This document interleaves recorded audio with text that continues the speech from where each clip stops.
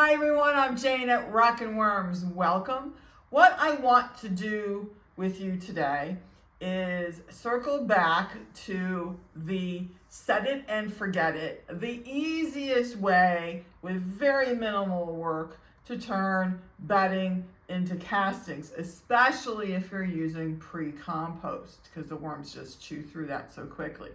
The reason why I wanted to circle back to this topic, even though I just covered it a couple of weeks ago, is I just shared with you that video where I reset Gray Lady with 22 gallons of pre-composted bedding, 4 pounds of worms, and we're going to see how quickly that turns into castings, right? But of course, that's a setup that not all of us have. Right? Not all of us have 50 gallons of pre-compost to put in 4 pounds of worms. We're doing it on a much smaller scale, which is how I started out just a couple of years ago. So, we all start someplace. So I don't want anybody to be discouraged or think that, hey, I don't have that size of a setup, I can't get castings quickly. Okay, and maybe you missed that other video I put out a couple weeks ago. I'll link it in the description. But it's really important to me for you to understand that you can get really good results on a small basis in a very quick time frame with, again, minimal work. I just was exchanging texts with a gentleman that I set up with a worm bin, the complete kind of system. He's semi-local to me. And he just came back and was like, I don't know, this seems like too much work. I can't do it. And I was like, listen, let's go over this again and see if we can get you set up. So again, you're using a minimal amount of your time and effort to get the results, the castings he wants for his garden. Now, it may or may not work for him because sometimes, quite frankly, it's easier, cheaper, better just to buy something than it is to make it yourself. I can make bread, but it's better use of my time and resources to buy 2 loaves for $10 than it is for me to spend an hour and a half of my time making bread, right? So we all make those trade-offs, and there's nothing wrong with that. But if you're able to do worms and you want to get your own castings, but you need to do it on an expedited but very low work time investment level, again, this is something I really want you to think about exploring how to do. Okay, so that was a long intro to get into the bins so we can talk about my set it and forget it bins and how they're doing. All right, so here's the first one I want to show you. I peeked into this one a couple days ago, so hopefully the worms are on the surface, but I don't know. I purposely didn't look because they dive down so quickly. This shows when I set up the bin. It is, what did I say, 22 days ago. So 22 days. And when I peeked in it 2 days ago, I was like, man, these worms have blown through the bedding and they need a reset. So let's see if you agree with me on that. Okay, so I'm taking off the plastic. There was my newspaper cover on here, but I took that off that couple days ago, and they're not on the surface. There you go. They always like to make a liar out of me. I took the paper off because I wanted a little bit more airflow going on to start drying these castings down so I can sift them. Now, again, from the surface, you can see a lot of castings, very little, relatively speaking, of bigger pieces of cardboard from the pre-compost. And I do want to point out these little dots here. This is that ground moldy corn that I have that I'm trying to feed out and just kind of, move along, not have it on my shelf for any longer than I have to. And even though this is a, do not feed bin, I fed it. Okay, there it is. But again, the whole point is to not have to do it if you don't want to do it. I wanted to do it, so it was okay, right? All right, let's dig in and see what we got for worms. And here they are. And again, you can see how much of this is castings. And these worms are starting to, get a little skinnier. Here's a breeder right here on top. Here's another breeder. Because they're running out of food and they're being basically forced to reprocess their castings, which, clearly isn't going to have as much nutrients in them as the pre-compost did the first time around. Okay. Now, one of the things I also will mention to you is when I'm doing these set it and forget it bins, and I come in at this kind of stage and there's a lot of castings, I can take a few minutes and go through it and pick out breeders. I'm not going to do it now, but I would just, pick out breeders, put them in a little holding container, and then put them into an ongoing breeder bin, or put them into another breeder bin, holding bin, until I get enough worms to collect and start a new breeder bin. Because, it's fairly easy to go through here and start, seeing the breeders and picking them out. All right, so 22 days. They took, this was just pre-compost, okay? And I think I did put in some worm chow and veggie powder, and certainly grit to begin with. I don't even remember at this point, to be honest with you. Certainly the grit, but I don't remember about the other two items, because again, it really doesn't matter what you start with. What matters is basically leaving them alone to free your time up and just waiting for them to do their fantastic job of turning your bedding into castings. So again, 22 days, and this is all castings. And I did not measure this because I wasn't doing it really as an experiment. I'm running this as my own bin, but this would be approximately 2.5 gallons of pre-compost bedding to start with. All right. So again, rough numbers, close enough is good enough. 2.5 gallons of pre-composted bedding with a, good amount of worms, but certainly not, super crowded, turned into castings in 22 days. All right. So these castings, I could sift out some of it, but what I am going to do instead is, again, make it a little bit easier on myself. And I'm going to split this bin into at least half, maybe even thirds, to dry the castings down a little bit more. So when I do sift them in a day or two, a lot of the castings will come out. And that's really just what you saw is what I do. Wait a minute, I got a little worm here. There we go on the edge. And a little baby there. Okay, this is what I do. That was it. And then I do mark it as drying down. So I know what I'm doing when I look at it in a couple days. And I put it on a shelf to continue to dry down. And I've just decided this, I will split this kind of into thirds, because that way it'll dry down even quicker. And I do want to get these worms into fresh bedding as quickly as possible, because they are, starting to, I wouldn't say suffer, but, they could certainly do with a better, ecosystem to live in. In fact, I'm going to pull this one back out for just a second. I put too much in here. This is also really nice about the bins. They're very easy to work in because you've got all that surface area to get in and do your worm tasks, and you can change things as you need to very quickly and easily. Okay, there we go. That's a little bit more uniformly split. And again, it doesn't matter. Okay, don't get hung up on the specifics of it.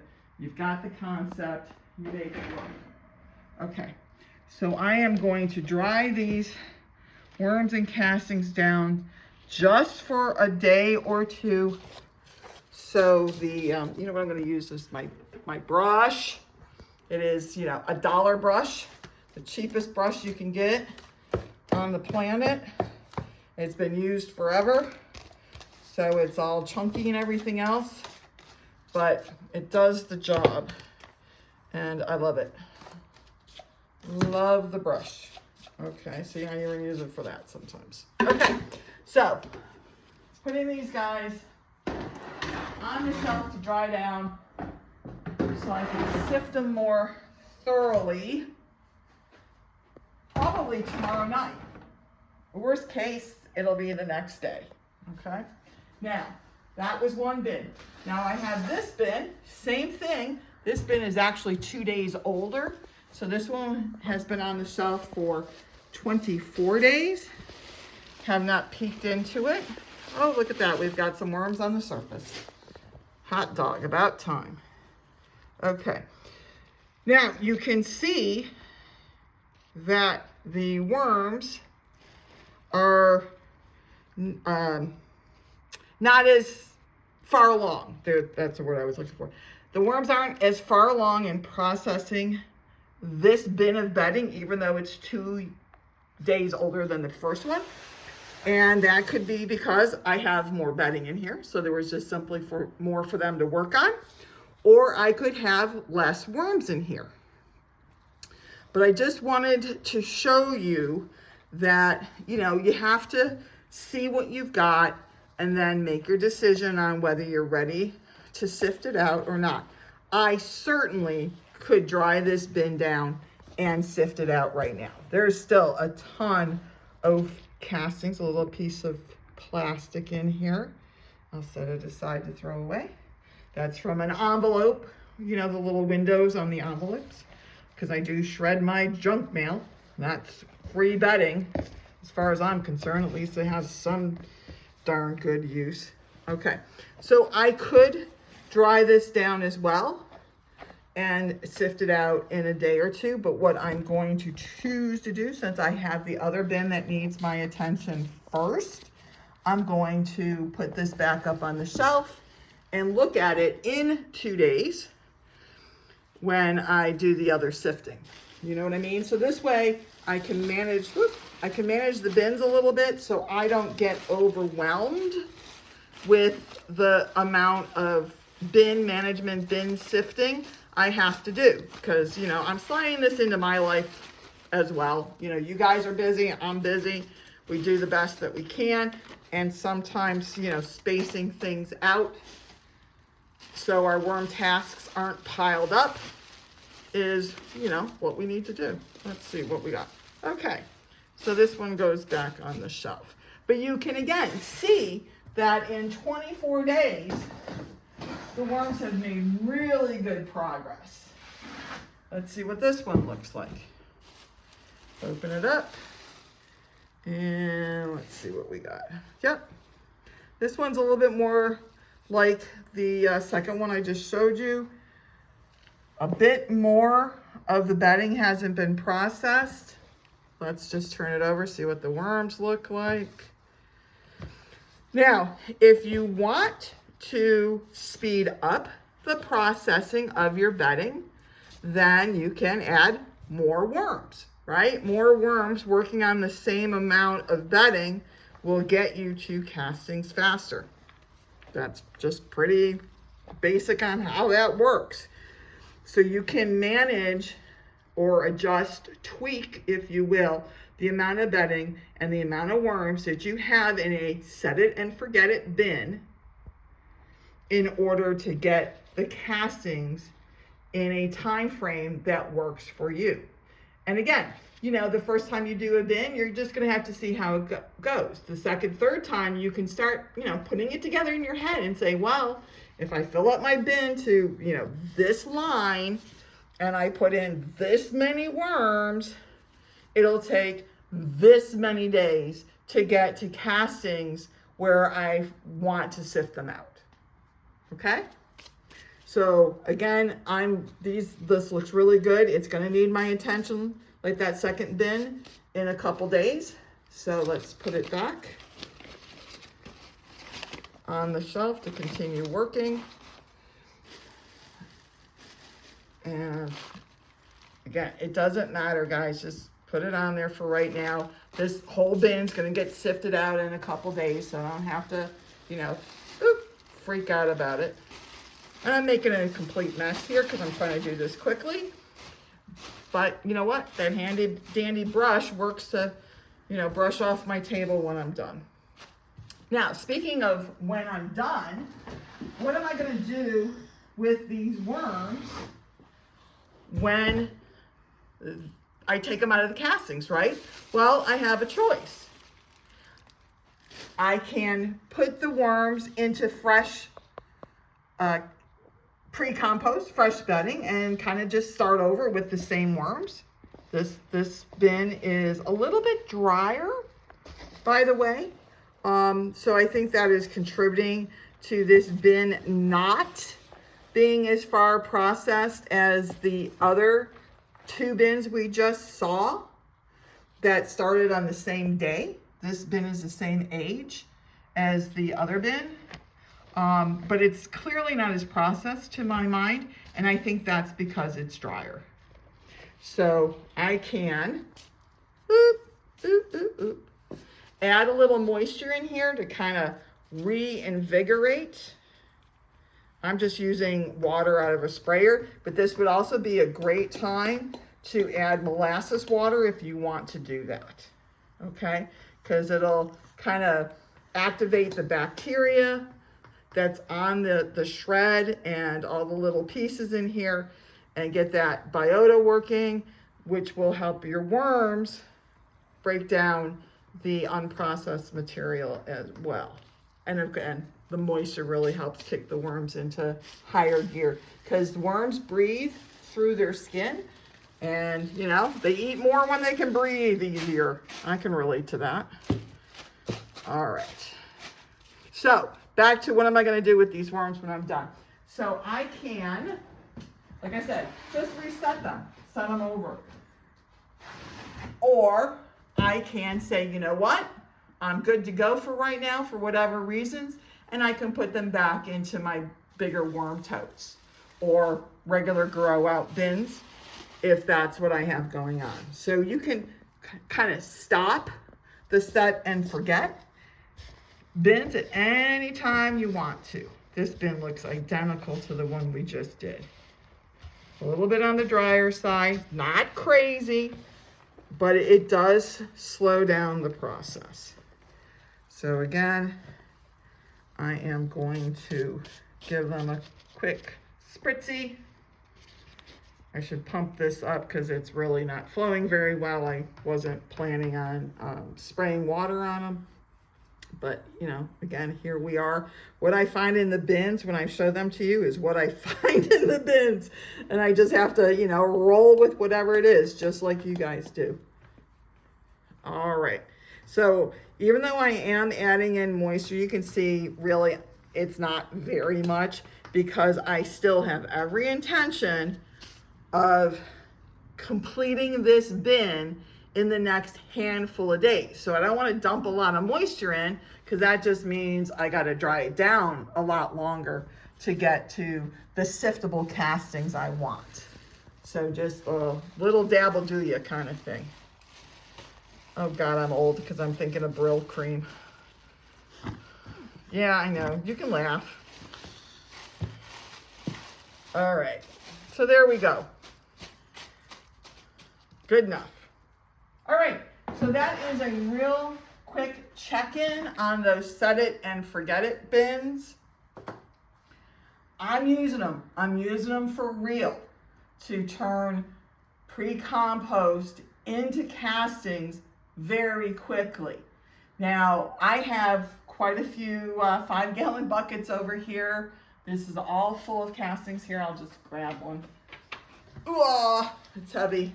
It's about 23 pounds on average. And this is, you know, what the castings coming out of these bins look like. And the totes as well, of course. So I have quite a few. Look at this. Oh, God, it's just so beautiful. I have quite a bit of castings right now. It's the summer here where I live. It's the freaking hot summer. So gardening is at its low point. And my castings customers are, taking the summer off because they're smart. So I don't need to, supercharge my castings production right now. So I do think that I'm going to collect the castings out of these 5 bins. Is it 5? 1, 2, 3, 4. Actually, it's, 5, because I put the other one over there. Out of these 5 bins, and then I'll probably return the worms to the larger grow out totes so I don't have to more closely monitor them over the next couple of weeks. Okay, so that allows me to take a break. Again, tweaking the system, tweaking the management so it fits my lifestyle, but I still get really good results. And on a smaller scale, because that's the point of this video, really is to let you again know that you can get really good results from your worms with a modest setup, a modest amount of worms, and very little bit of time and effort on your part. Where you need to put that time and effort in, making pre-compost. Okay, I'm gonna die saying that. Make pre-compost. Cheap, free, best thing ever. All right, so that's my lecture. All right, I'm gonna see you on the next video, I hope, and I remain yours in the dirt, Jayne.